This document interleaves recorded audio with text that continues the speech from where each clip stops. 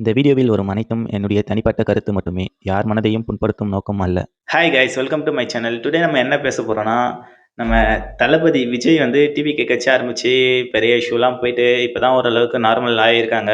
So அவங்க வந்து last week காஞ்சிபுரத்தில் வந்து ஒரு மக்கள் மன்றம் மீட்டப் மாதிரி வச்சுருப்பாங்க. அவங்கள மீட் பண்ணி பேசுகிறது, தன்னுடைய கட்சி கொள்கையை பேசுகிறது, இந்த மாவட்டத்துக்கு என்ன பண்ண போகிறேன் அப்படின்றத ஒரு மீட்டிங். ஸோ அங்கே மக்கள் மன்றத்தில் தளபதி என்ன பேசினாரு அப்படின்ட்டு பார்க்கலாம். அவர் நிறையா பேசியிருக்காரு, நிறையா சோஷியல் மீடியாலையும் போட்டு நல்லா வறுத்தெடுக்கிறாங்க. ஸோ ஆப்போசிட்டாக இருக்கிறவங்க. ஸோ ஆதரவு வந்து நிறைய பேர் பண்ணிட்டு தான் இருக்காங்க. ஏன்னா ஆல்ரெடி தமிழ்நாட்டில் பாதி பேர் விஜயை ஃபாலோ பண்ணிட்டு தானே இருக்காங்க. ஸோ விஜய் தான் வரணும்னு நினைக்கிறாங்க. ஸோ விஜய்க்கு வந்து சப்போர்ட் நிறையா தான் இருக்குது. இருந்தாலும் சில பேர் ஹேட்டர்ஸ்னு கதறிட்டு இருப்பாங்கல்ல. ஸோ அவங்க வந்து இவர் விஜய் பேசுனது என்ன வச்சு அவங்க இந்த மாதிரி தப்பாக சொல்கிறாங்க அப்படின்ட்டு பார்க்கலாம். ஸோ ஃபஸ்ட்டு என்னன்னு பார்த்தீங்கன்னா, இந்த காஞ்சிபுரம் ஸ்பீச் வந்து விஜய் இது வேற லெவல் ஃபயரான ஸ்பீச்சாக தான் இருக்குது. ஏன்னாக்கா இதில் வந்து அந்த அளவுக்கு பயங்கரமாக அட்டாக் பண்ணி பேசியிருக்காரு டிஎம்கேவை. ஸோ இது வந்து மிகவும், அதாவது இதுக்கு முன்னாடி விஜய் பேசினதெல்லாம் விட இதுதான் கொஞ்சம் பயங்கரமாக பேசியிருக்காரு. பார்க்காதவங்க கண்டிப்பாக போயிட்டு பாருங்கள். ஏன்னா மஸ்ட்டு வாட்ச் பண்ணணும் இதை. ஏன்னா இது ரொம்பவே முக்கியமான விஷயங்கள் எல்லாம் பேசியிருக்காரு. ஸோ வாங்க வீடியோக்குள்ளே போகலாம். அவர் அடிக்கடி ரிப்பீட்டடாக சொல்கிற வார்த்தை என்னன்னாக்கா, தனிப்பட்ட முறையில் எங்களுக்கும் அவங்களுக்கும் எந்த பிரச்சனையும் கிடையாதுங்க. அவர் வந்து ரிப்பீட்டடாக இதை சொல்லும்போது தான் நமக்கே ஸ்ட்ரைக் ஆகுது, ஒருவேளை இருக்குமோ அப்படின்ட்டு. ஏன்னா டிஎம்கேக்கும் விஜய்க்கும் ஆல்ரெடி நிறையா சண்டைங்க. அது சினிமாவில் இருந்தாலே அரசியல்வாதிகளுக்கும் சினிமாங்களுக்கும் கொஞ்சம் சண்டை அப்படி இப்படி இருக்க தான் செய்யும். சினிமாவில் இருக்கிறவங்க பணிஞ்சு தான் போகணும், காலில் விழுந்து தான் ஆகணும் அரசியல் இருக்கிறவங்க கிட்ட. ஸோ அந்த மாதிரி அப்போவே ஏதோ ஃபயர் நடந்திருக்கு, ஒரு பெரிய விஷயம் நடந்திருக்குன்னு நினைக்கிறேன் டிஎம்கேக்கும் விஜய்க்கும். ஸோ அதனாலே இப்போ வந்து பர்சனலாக ரொம்ப எடுத்துக்கினாங்களா என்னன்னு தெரியல. இவர் பாலிடிக்ஸ்காரவே இந்த தளபதி பேர் வேற, அது அதை எப்படி எடுத்துக்கினாங்கன்னு தெரியல டிஎம்கேல இருக்கிறவங்க, ஸ்டாலின்லாம். ஸோ உதயநிதி ஸ்டாலின் எப்படி விஜய்க்கு போட்டியாக வராருன்னு தெரிலங்க. ஏன்னா எல்லாருமே அதான் சொல்கிறாங்க, அவருக்கு இவர் பண்ணுறதெல்லாம் அவருக்கு பிடிக்கல, இவர் பண்ணுற மாதிரி அவர் பண்ணணும்னு நினைக்கிறாரு, விஜய் பண்ணுற மாதிரி உதயநிதி பண்ணணும்னு நினைக்கிறேன்ற மாதிரிலாம் சொல்கிறாங்க நிறைய பேர். ஸோ அது வந்து எல்லாருக்குமே இருக்கிறது தான். ஒரு பெரிய ஹீரோ எப்படி இருக்காரோ அந்த மாதிரி இருக்கணும்னு நினைக்கிறது தான். ஆனால் இவங்க வந்து கம்பேர் பண்ணுறாங்க. எப்படி கம்பேர் பண்ணுறாங்கன்னா, இவருக்கு இவர் சமன்ற மாதிரி கம்பேர் பண்ணவே நிறைய பேர் ட்ரோல் பண்ணுறாங்க சோஷியல் மீடியாவில். ஸோ அது வந்து பேக் ஃபயர் ஆகிடுது அவங்களுக்கே. இது பண்ணாமல் இருந்தாலே அவங்க பெரிய ஆள் தான். அவங்களாம் கட்சியில் இருக்காங்க, ஆட்சி அவங்க கிட்ட தான், நாடு அவங்க கிட்ட தான் இருக்குது. இதுக்கப்புறம் என்னங்க வேணும்? அப்படியே இவர் பண்ணுறது அவர் பண்ணணும், இந்த மாதிரி அவர் நினைக்கிறாரோ இல்லையோ சோஷியல் மீடியாவில் அப்படி போர்ட்ரேட் பண்ணுறாங்க. ஸோ அதனால இவங்களுக்குள்ள பர்சனலாகவே ஏதோ ஒரு விஷயம் இருக்குது. குறிவைத்தால் தவற மாட்டேன், தவறுமானால் குறியே வைக்க மாட்டேன். அடுத்து அவர் என்ன பேசுறாருன்னா, கரூரில் வந்து பெரிய பாதிப்பாயிடுச்சுல. அது அது இன்சிடென்ட், அது எப்படி நடந்துச்சுன்னே தெரியல. பிளான் பண்ணி பண்ணாங்களா, என்ன காரணம் எதுக்குன்னே தெரியல. மக்கள் தான் சாகுறாங்க யார் என்ன பண்ணாலும். ஸோ இந்த அரசியல் விளையாட்டுக்குள்ளே போனாலே இப்படி தாங்க, நிறைய இழப்புகள்லாம் வரும். அதெல்லாம் தாண்டி தான் வரணும். அது வராது.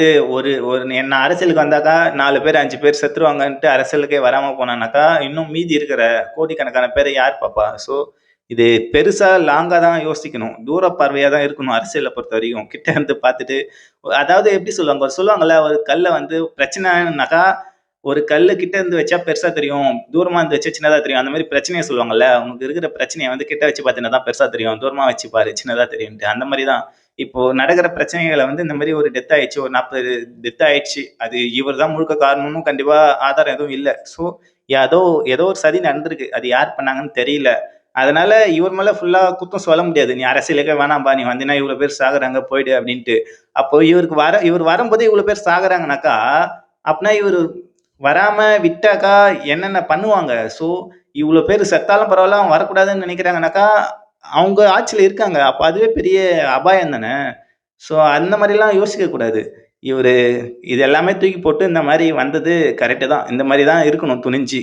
ஸோ இவர் வந்து பரந்தூர்ல ஸ்டார்ட்டிங்லயே அரசியல் கட்சி ஆரம்பிச்சு ஃபர்ஸ்ட்டு அங்க போராட்டத்துக்குன்னு போனது பரந்தூர்ல, அந்த ஏர்போர்ட் வரக்கூடாது அப்படின்ட்டு தான். ஸோ இப்ப அந்த இந்த கரூர் துயரத்துக்கு அப்புறம் திரும்ப அதே பரந்தூர், அதாவது அந்த காஞ்சிபுரம் மாவட்டம், அதே காஞ்சிபுரம் மாவட்ட மக்கள் சந்திப்பு வந்து எனக்கு கொஞ்சம் ஆறுதலா இருக்கு அப்படின்ற மாரி சொல்லியிருக்காரு. வேர் இஸ் த கொள்கை? கொள்கை இந்த காத்து, பார்த்திபன் வடிவேல் காமெடியில வரும்ல, "காத்துக்கு நான் எங்கடா போவேன்ற" மாரி, கொள்கை இல்ல, கொள்கை இல்ல, தற்குறி பசங்க அப்படின்ட்டு சீமான் அண்ணன், சீமானுன்னு இல்ல, எல்லாரும் அதான் சொல்றாங்க. இப்போ ஸ்டாலினும், டிஎம்கேவும் அதான் சொல்றாங்க.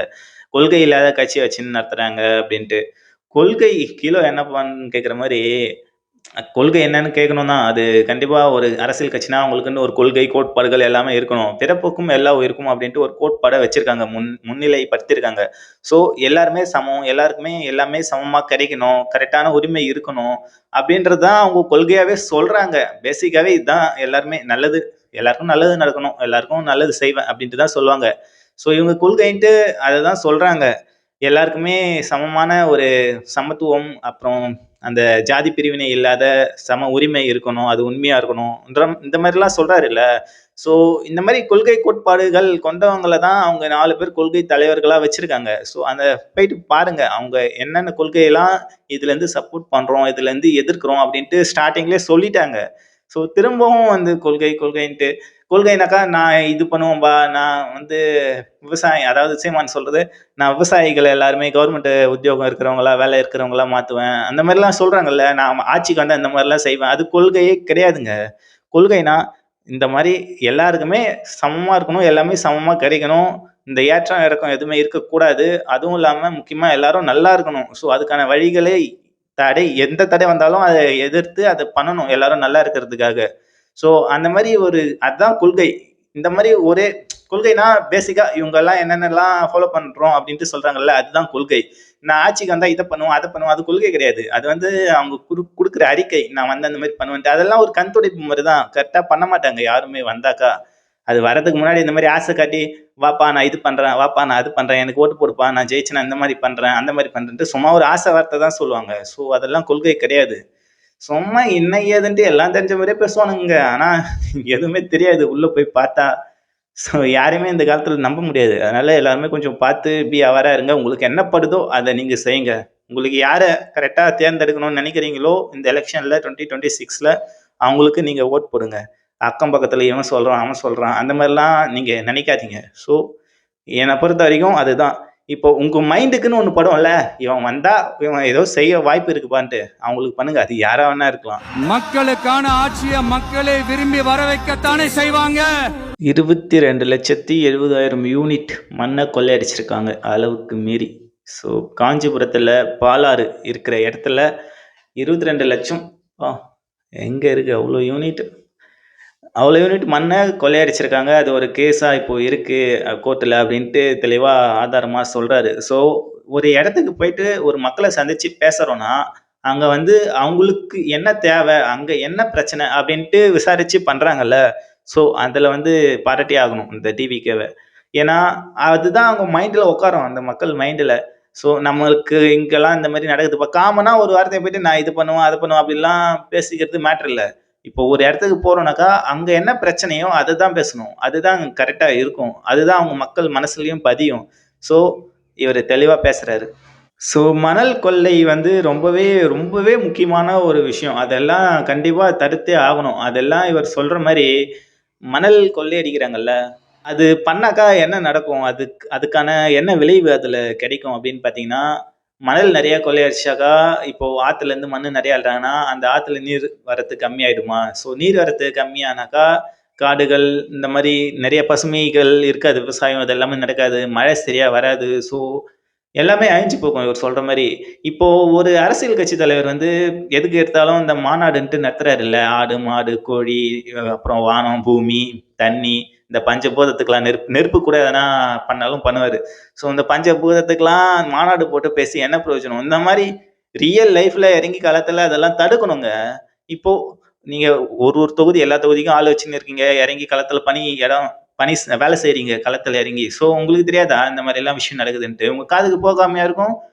நீங்க எவ்வளோ போராட்டம் பண்றீங்க, எவ்வளோ நல்லது பண்ணியிருக்கேன், எவ்வளோ மக்கள் எங்க ஒரு பிரச்சனை இருந்தாலும் போய் நின்றுடுவோம் உடனே அப்படின்லாம் பேசுறீங்க. இந்த மாதிரி பெரிய பெரிய விஷயங்களை ஏன் தடுக்க மாட்டேங்கிறீங்க?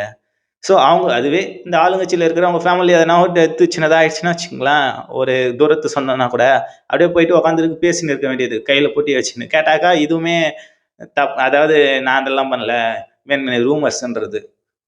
எது சொன்னாலும் நான் விடுவாங்களா, ஆமக்கறி சாப்பிட்டுன்றது வாயில வரத பேசுறது. ஸோ இந்த மாதிரி களத்தில் இறங்கி இவ்வளோ பிரச்சனை நடக்குது, இவ்வளோ காசு கொள்ளையடிக்கிறாங்க, இதனால தண்ணி பாதிக்குது, மக்களுக்கு வந்து விவசாயம் பாதிக்குது. ஸோ விவசாய நலம் பாதிக்குது, எவ்வளோ விஷயம் இருக்கு. இது உங்களால முடிஞ்சா தடுங்க, அப்படி இல்லைன்னா இதை தடுக்க போறேன்னு சொல்றவங்களையாச்சும் விடுங்க. எதுக்கு எடுத்தாலும் டிவிக்கு விஜய் பற்றி அவன் இப்படி பேசிட்டான், அவன் அப்படி பேசிட்டான், நான் இவ்வளோ நல்லா பண்ணிட்டு இருக்கேன், என்னாலே முடியல, அவன் வந்து எப்படி இப்படி பண்ணுறான் அப்படி பண்ணுறான்ட்டு.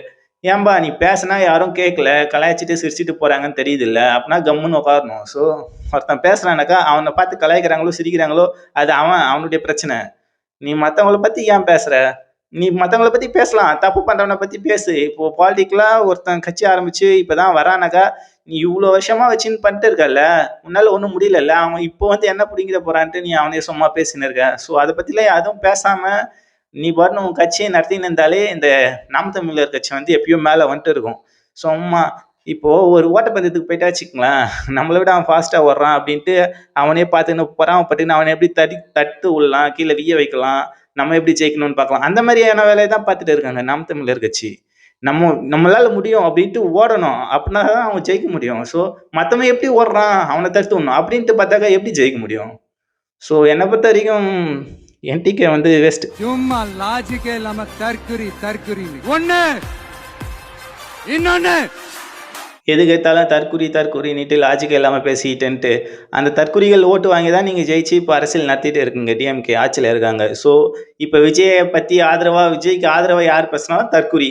அப்போ நேற்று வரைக்கும் விஜய்க்கு ஆதரவாக பேசினவங்களாம் டிஎம்கேக்கு ஆதரவாக தான் பேசினான். அப்போல்லாம் தற்குறி இல்லையா? அப்போ அறிவாளியான்ட்டு தற்குறியை மாறிட்டானா? இதே தான் அவரும் கேட்குறாரு. இதெல்லாம் கேட்டாங்க விஜய் கட்சியில் இருக்கிறவங்கள மட்டும் தான் நாங்கள் தற்குறின்னு சொன்னோம் அப்படின்ட்டு ஒரு கூட்டம் வரும். எங்கடா இருந்தீங்க இவ்வளோ நல்லான்ற மாதிரி. ஃபுல்லாக இளைஞர்கள், ஃபுல்லாக படிச்சுட்டு இருக்கிறவன், படிச்சுட்டு ஐடி கம்பெனியில் வேலை செய்கிறவனுங்க பாதி பேர் ஃபாலோ பண்ணுறானுங்க விஜயை.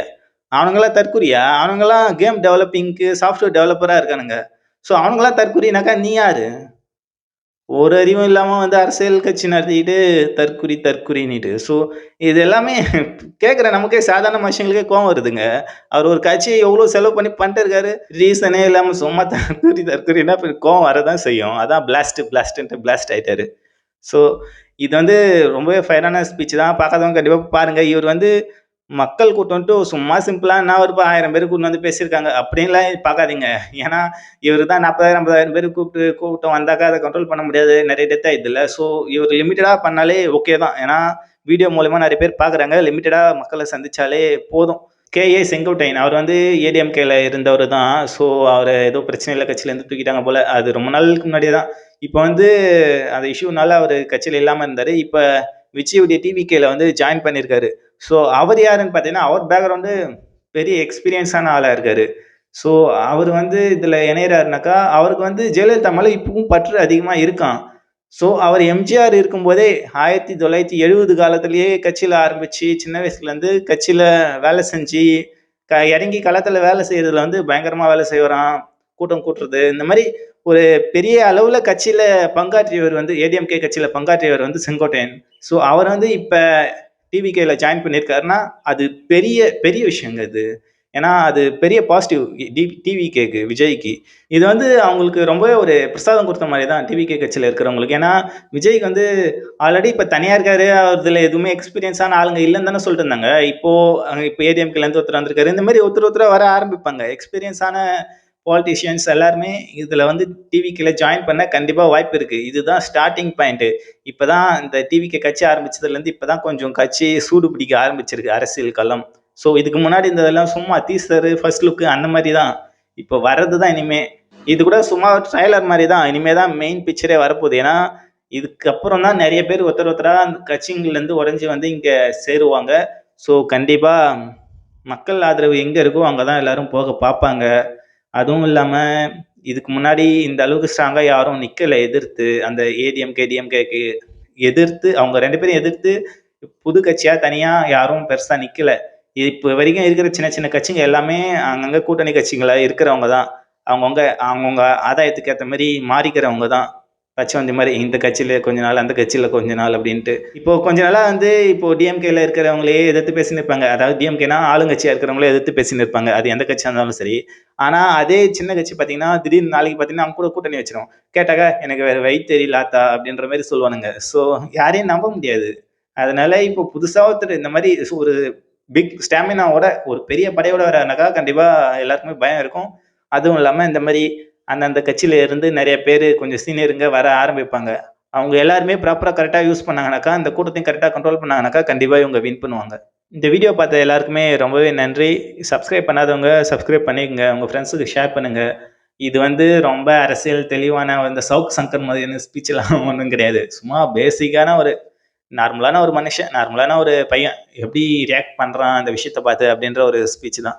ஸோ உனக்கு என்ன பெரிய அரசியல் தெளிவு இருக்கா? உனக்கு ஒன்றுமே இல்லை தற்கொலைன்ட்டு இங்கேயும் வந்து கீழே கமெண்ட்டில் போடாதீங்க. அது அது கொஞ்சம் ஒரு மாதிரி இருக்குது, சில்லியாக இருக்குது. ஸோ இது பிடிச்சிருந்தா லைக் பண்ணுங்கள், உங்கள் ஃப்ரெண்ட்ஸுக்கு ஷேர் பண்ணுங்கள், மறக்காமல் சப்ஸ்கிரைப் பண்ணிக்கோங்க.